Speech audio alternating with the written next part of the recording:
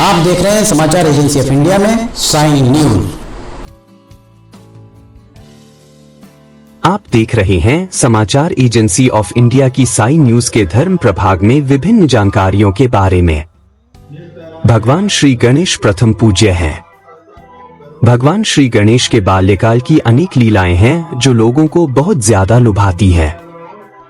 बुद्धि के दाता भगवान श्री गणेश की लालाओं से परिपूर्ण अनेक कथाओं में से कुछ चुनिंदा कथाएं हम आपके लिए लेकर आए हैं। सुनिए बाल गणेश की कथाओं के बारे में। पहली कथा बाल गणेश के द्वारा गौतम ऋषि की रसाई से भोजन की चोरी के संबंध में है। कहा जाता है कि एक बार बाल गणेश कुछ मुनियों के पुत्र अपने मित्रों के साथ खेल रहे थे। खेलते खेलते उन्हें भूख सताने लगी। वहीं पास ही गौतम ऋषि का आश्रम था।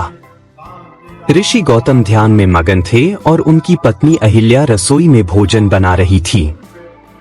बाल गणेश आश्रम में गए और अहिल्या का ध्यान बंटते ही रसोई से सारा भोजन चुरा कर ले गए और अपने मित्रों के साथ खाने लगे। जब इस बात की जानकारी गौतम ऋषि की पत्नी अहिल्या को लगी तो अहिल्या ने गौतम ऋषि का ध्यान भंग किया और बताया कि रसोई से भोजन गायब हो गया है। अगर आप बुद्धि के दाता भगवान गणेश की आराधना करते हैं और अगर आप एकदंत भगवान गणेश के भक्त हैं तो कमेंट बॉक्स में जय गणेश देवा लिखना न भूलिए। ऋषि गौतम ने जंगल में जाकर देखा तो गणेश अपने मित्रों के साथ भोजन कर रहे थे। गौतम उन्हें पकड़कर माता पार्वती के पास ले गए। माता पार्वती ने चोरी की बात सुनी तो गणेश को एक कुटिया में ले जाकर बांध दिया। उन्हें बांधकर माता पार्वती कुटिया से बाहर आईं तो उन्हें आभास होने लगा जैसे गणेश उनकी गोद में हैं, कभी खेलते हुए, कभी भोजन करते हुए, कभी रोते हुए। लेकिन जब देखा तो गणेश कुटिया में बंधे दिखे। माता काम में लग गईं। उन्हें थोड़ी देर बाद फिर आभास होने लगा जैसे गणेश शिवगणों के साथ खेल रहे हैं। माता ने परेशान होकर फिर कुटिया में देखा तो गणेश आम बच्चों की तरह रो रहे थे। वे रस्सी से छूटने का प्रयास कर रहे थे। माता को उन पर अधिक स्नेह आया और दयावश उन्हें मुक्त कर दिया।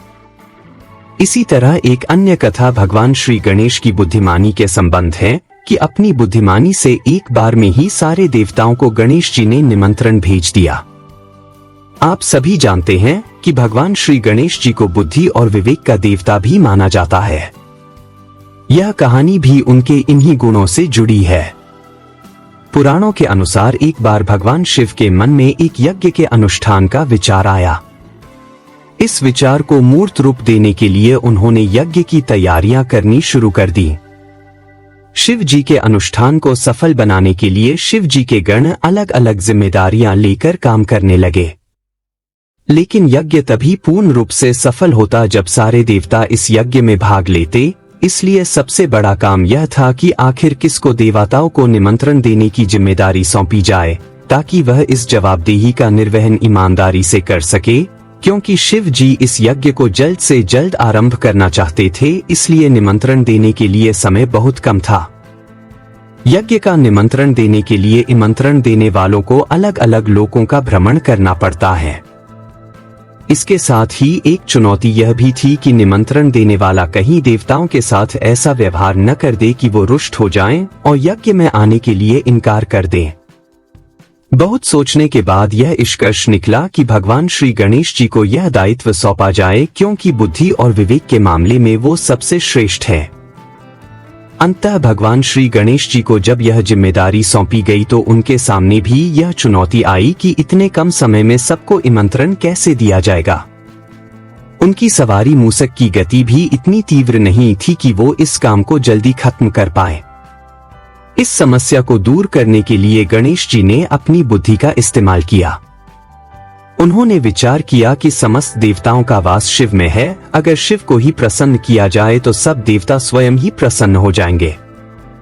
ये सोचकर गणेश जी ने भगवान शिव की पूजा की और उनके समक्ष ही सारे निमंत्रण पत्र समर्पित कर दिए।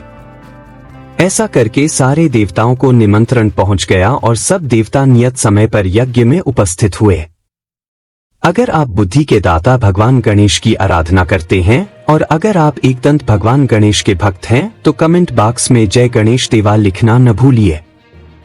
इसी तरह की एक और कथा भगवान श्री गणेश के बारे में प्रचलित है। आइए उस कथा को आपको सुनाते हैं। एक बूढ़ी माताजी थी। वह बहुत ही गरीब और अंधी थी।